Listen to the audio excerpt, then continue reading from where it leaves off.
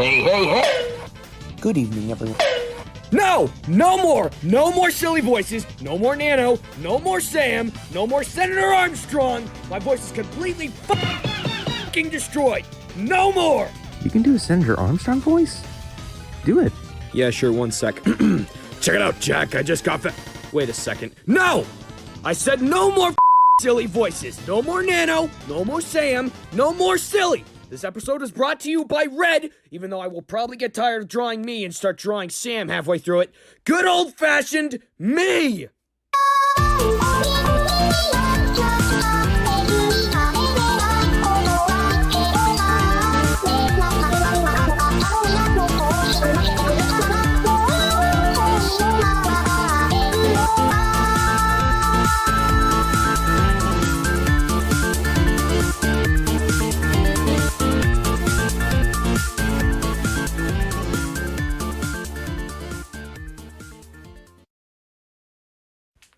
I guess Sam isn't really that silly because he's just me but slightly British. Oh. Damn!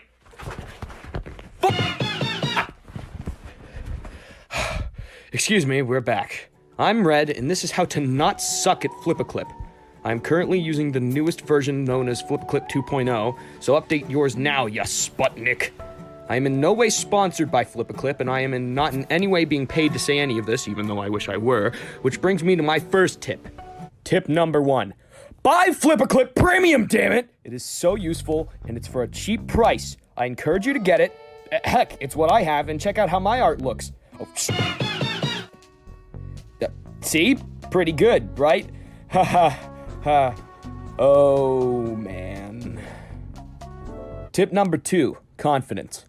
I know I sound like a broken bitch when I say this, but get your confidence game up. If you're going into a drawing like, oh man, I'm gonna suck at this. I hate my life. I suck at drawing. Then guess what, idiot? You're gonna suck. You need to grab life by the handles and say, screw you, I'm cool. Yeah, you hear that, idiots? I'm cool as heck. Yeah! Tip number 3, FPS. No, not the genre of game, the rate at which your frames move. I recommend for beginners you start at 20 or 15 frames per second. If you're skilled, then go ahead and try 25 or 28 frames per second. I do not in any way recommend 30 frames per second. It can be really hard to animate time passing and stuff such as that. Tip number 4, light and dark mode. Don't you hate opening Flipaclip and getting flash banged by the bright UI? Well, you can fix that issue in settings. My favorite color pattern is black and green, but you can customize this in any way you like. Tip number 5, colors. No, stop! No, stop! I'm gonna get copyrighted! Stop! Oh, that was a close one. Anyway, whenever we take a look at some art from classic games, TV, and media, what do you see? Nothing? Look closer. Boom. Would you look at that? That isn't black. That isn't black at all. In fact, it's just a darker shade of a color that fits into the drawing. Whenever you use shades of gray and black in your drawing, it just makes it look crappy and stupid. If you add a little color to the blacks and whites in your drawing, then it can look really good, like this drawing of a friend I made. Tip number 6. Layers, donkey! Layers! In all seriousness, use layers, man, specifically for coloring. If one uses layers for coloring, we can do something that you idiots can't. This!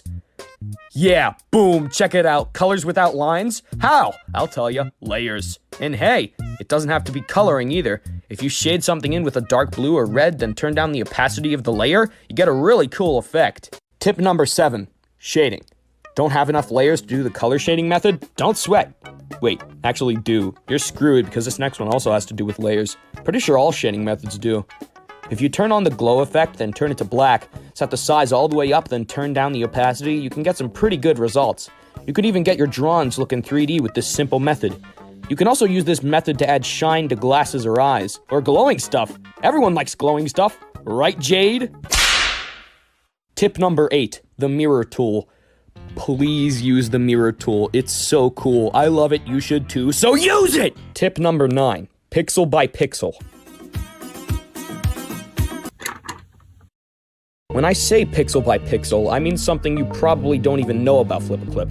Whenever you zoom into a drawing and start moving it slowly, it starts to move pixel by pixel. That way you can align things and make things slower in animation. Tip number 10, Fucking Sir Isaac Newton! Okay, but in all seriousness, gravity? Who gives a crap about gravity? I'll tell you who. Me! Do you believe in gravity between... Yes! Whenever you drop something on the ground, what happens? It bounces! Unless it's Julian. So whenever something hits the ground in animation, make it bounce or jiggle or something. Tip number 11. The conservation of energy! Oh no! Whenever you move, notice how you don't just snap into place. That and you slow down once you reach your destination. That is something that needs to be captured in animation. Whenever animating something from point A to point B, make sure to make it slow down as it approaches its destination. It gives the animation a sense of weight. You can also give your animation a sense of weight by adding an extra frame of movement to make it look like it over-travels a bit. If executed well, you can make your animation look alive. Tip number 12, perspective. Look at your hand. What do you see? A hand? Now look at it from the side. Ew, what is that, a worm? Nope, still your hand. Everything looks different from different perspectives, so if you want to animate something flat turning, use the lasso tool and squish the flat surface to make it look like it's actually turning. Tip number 13, movement frames. Move your hand super fast. See what blurred like that?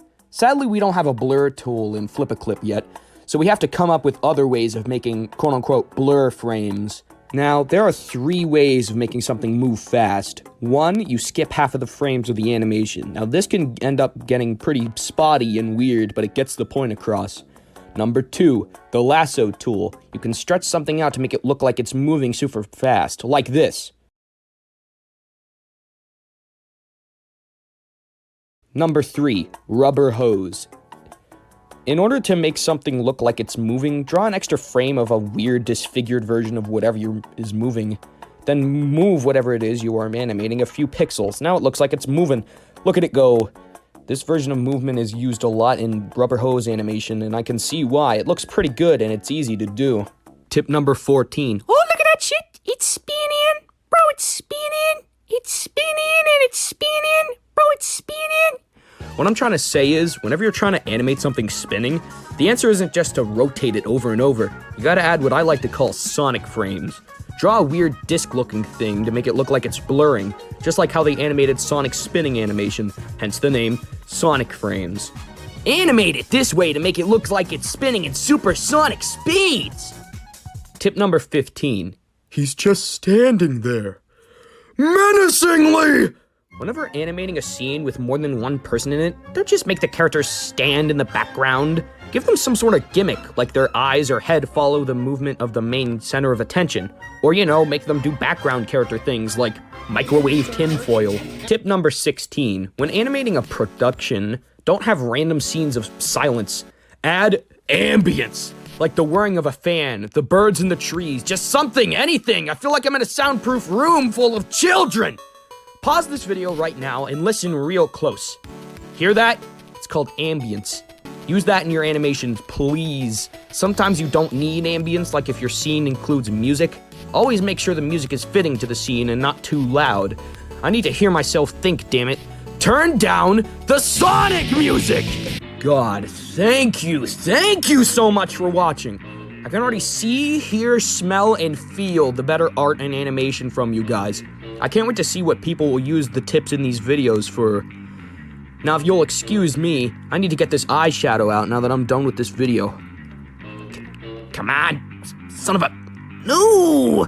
Come on, bro, come on! Wait. That's not eyeshadow.